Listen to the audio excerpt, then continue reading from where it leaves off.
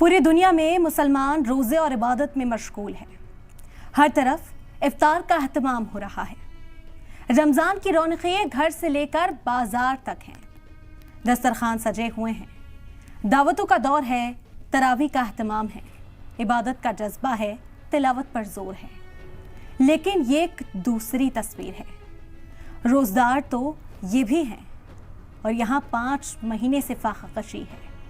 दुनिया हैरान है कि फाखे में रोज़ा है या रोज़े में फाका है। जब आपके दस्तरखान इफ्तार के वक्त हर तरह के पकवान से सजे हैं तो वहाँ एक एक रोटी के लिए लोग बिलख रहे हैं। यहाँ न दावत है न खुशी के मौके, अच्छा तो छोड़िए खाना भी नसीब नहीं। हंसी और उम्मीद सब जंग की भेंट चढ़ चुकी है। 80% शहर नाकाबिले रिहाइश हो चुके हैं।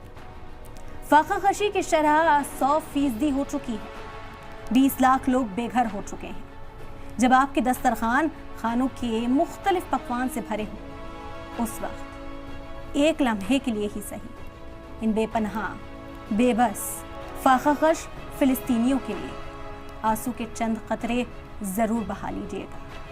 देखिए बड़ी बहस मेरे साथ शाम 4 बजे सिर्फ सलाम टीवी पर।